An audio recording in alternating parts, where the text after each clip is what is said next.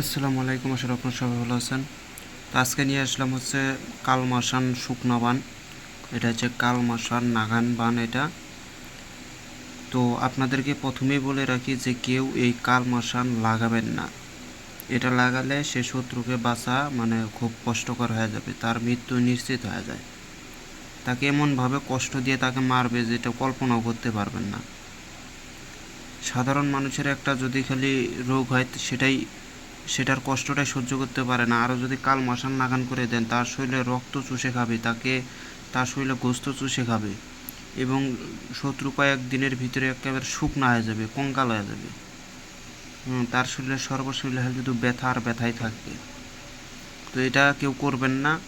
আমি আপনাদেরকে শেখার জন্য করে দিতেছি, শিখে রাখবেন, যদি ভবিষ্যতে কোনো দিন প্রয়োজন পড়ে সেক্ষেত্রে অ্যাপ্লাই করবেন। তো আপনাদেরকে আমি হয়তো এরকম বলছিলাম যে আমার শিষ্য সাবেতেরা অমাবস্যা রাত্রে আমার এখানে আসবে। হ্যাঁ, আবার অনেকে কাজকর্মের জন্য করে বলতেছে যে আমি আপনার বাসায় যেয়ে কাজ করাবো। তো আমি তাদের উদ্দেশ্য করে বলতেছি, আমার এখানে 1 মাসের ভিতরে আপনারা কেউ আসতে পারবেন না। 1 মাসের ভিতরে আমি লোক নিয়ে আসতে পারবো না। 1 মাস পরে আমি চিন্তা ভাবনা করব। হ্যাঁ, আর যারা চান্ডাল দারোজের হার নিচ্ছে বা নেওয়ার জন্য ইচ্ছুক, আমার কাছে বর্তমানে নাই, কিন্তু তারপরে বলে রেখে দেই, যারা নেবেন আগে টাকা দিয়ে তারপরে মাল নিতে হবে, অন্যথায় মাল দিব না।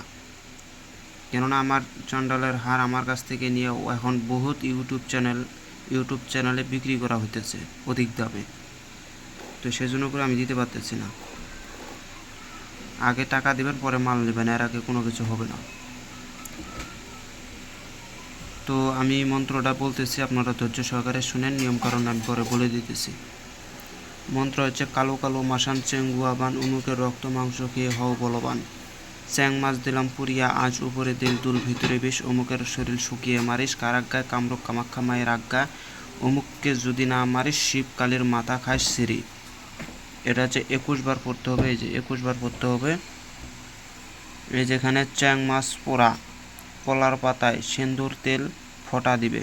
কলার পাতার উপরে চ্যাং মাছ রাখবেন, চ্যাং মাছ রেখে সিঁদুর এবং সরিষার তেল গুলাইয়া চ্যাং মাছে একটা ফোঁটা, কলা পাতার একটা ফোঁটা দিবেন, মাটিতে একটা ফোঁটা দেবেন, দিয়ে রাখিয়ে দিবেন। দিয়ে এই মন্ত্রটা এটা পূর্ণাঙ্গই করতে হবে শ্মশানের চিতার উপরে বসে থেকে।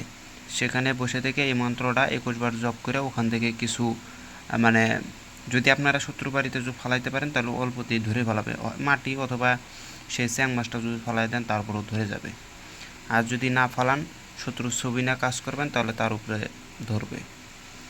তো এই ছিল আজকের ভিডিওটা যদি ভালো লাগে অবশ্যই একটা লাইক কমেন্ট শেয়ার করবেন।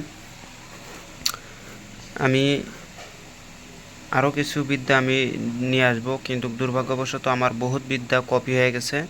আমার শিষ্যদেরকে বিশ্বাস করে আমি অনেক বিদ্যা দিয়েছিলাম, এখন দেখি সেই বিদ্যাগুলো আমার এখন অনলাইনের ভিতরে পাওয়া যায়, যার কারণে কারোর উপরে বিশ্বাস নাই। আমার বিদ্যা অতিরিক্ত কপি হয়ে গেছে, আমার ডায়েরি পর্যন্ত কপি হয়ে গেছে। তো যাই হোক, দুঃখের বিষয়। তো সবাই ভালো থাকবেন, খোদা হাফেজ, আসসালামু আলাইকুম।